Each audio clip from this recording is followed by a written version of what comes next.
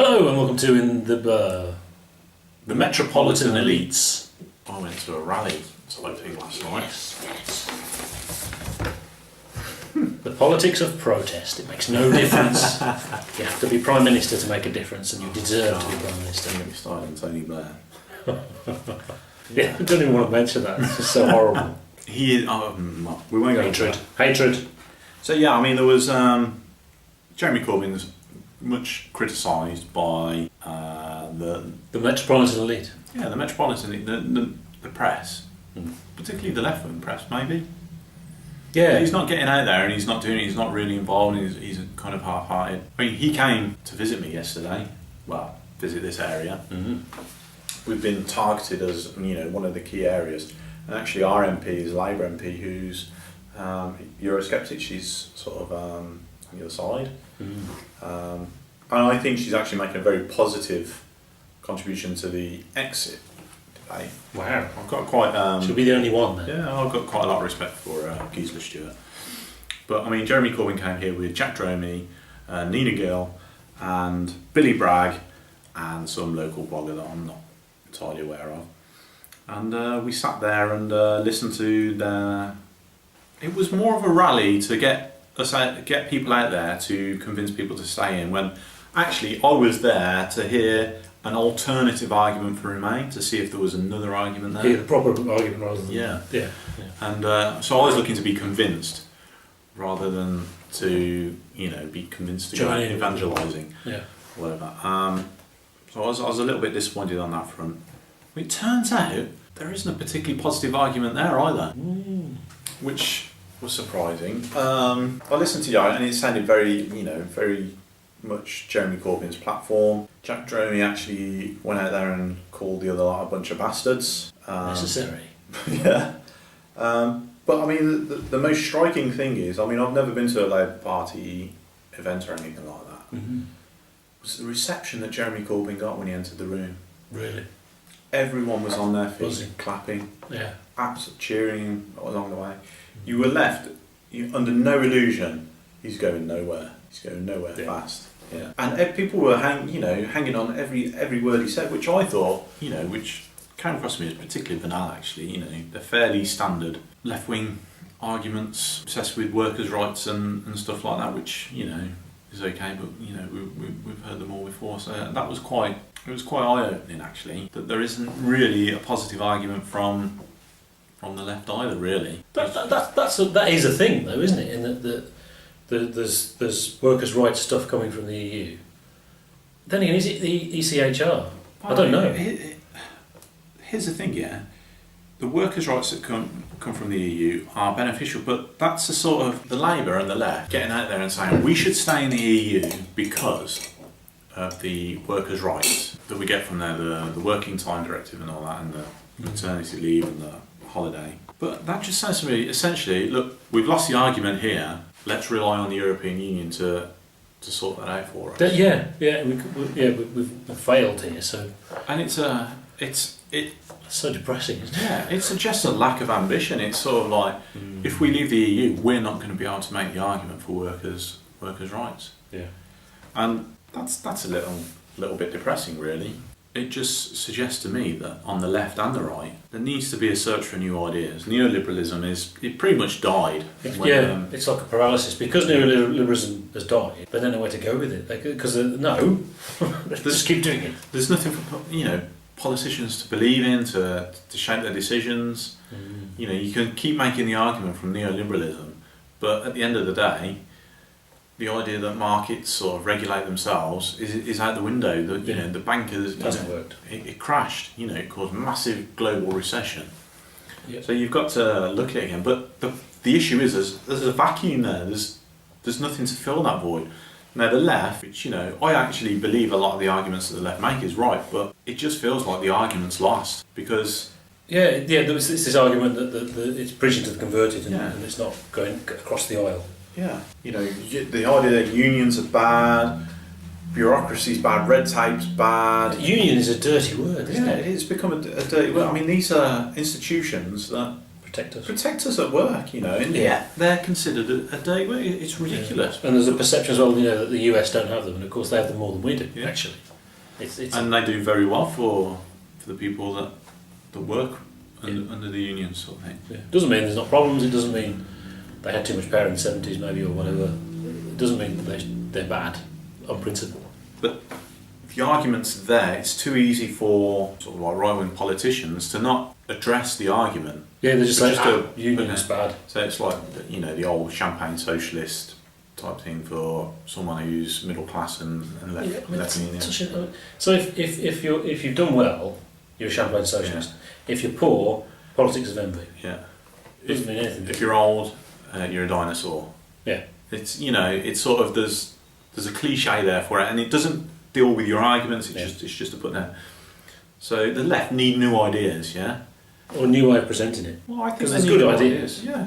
Well, I mean, good ideas, whatever. But I think on the left and the right, there needs to be new ideas. Well, yeah. Yeah. There needs to be something. Yeah. Yeah, and I think we're in a very perilous state at the moment because democracies, people don't trust the people that democracies are electing.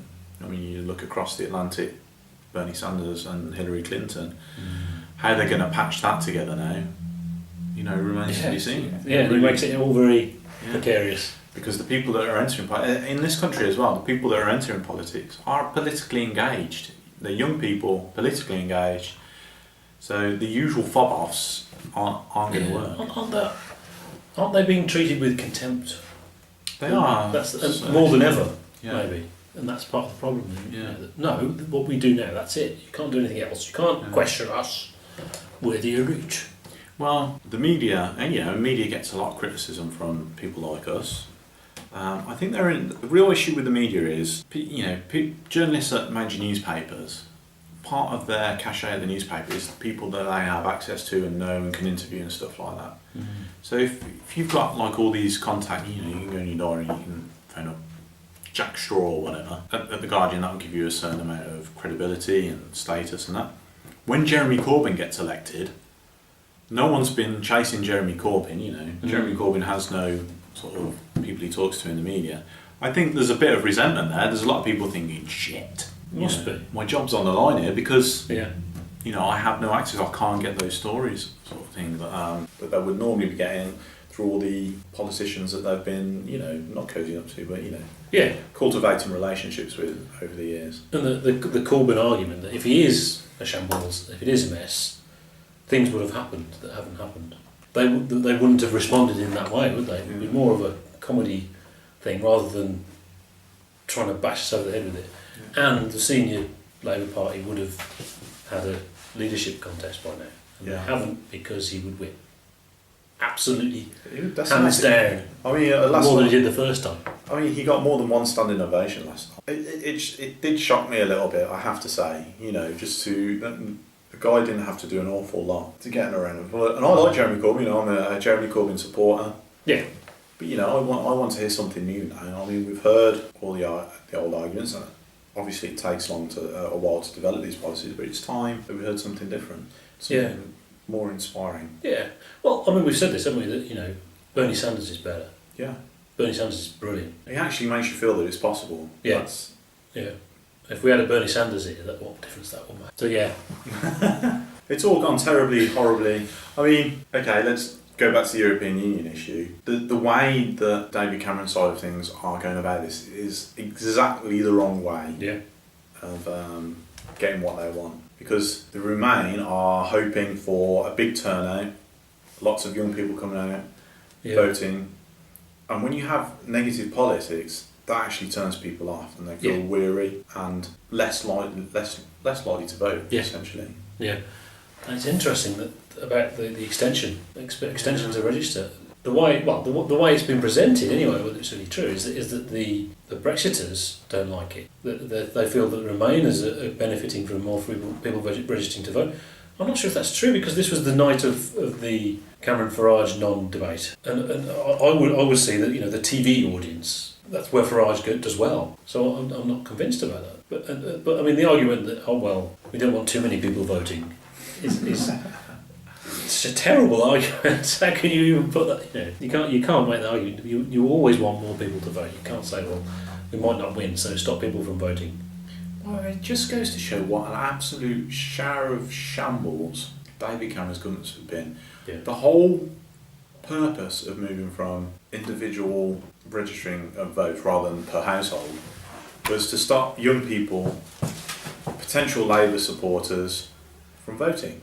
It was gerrymandering. Now they're desperate to get young people out there to register to sort of save David Cameron's career. Yeah.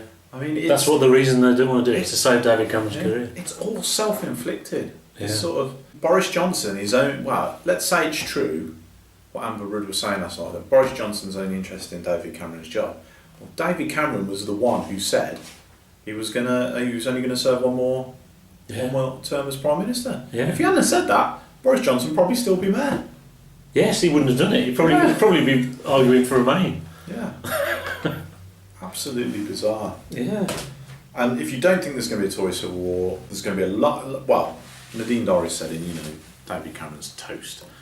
There's a lot of upset Tories here, which means if Boris Johnson does have his eye on David Cameron's job, which he probably does, there's a fair chance that he might get it. Yeah. Yeah. And he'll probably be Prime Minister. Yeah. After last night's grilling, what do you think Boris Johnson thinks of Linton Crosby? Yeah. I mean, Boris Johnson introduced Linton Crosby to the country. Yeah. Yeah. There's a nice little circle about that, isn't there? The life. Tories are ruined. Yeah. Well, we've waffled on for ages. We have waffled on for ages. So with that in mind, we will say goodbye. And hopefully we'll have a proper news thing next week and it'll be so horrible. I don't know, maybe we should try not to talk about the EU. It's going to be very difficult because it's just wall-to-wall coverage, isn't it? Who said what about who at the moment? It's just horrible. I said it'd be horrible and it's just got worse. But it's going to be even worse. Don't vote. Don't do anything. Just time to get lost. Thank you very much and goodbye.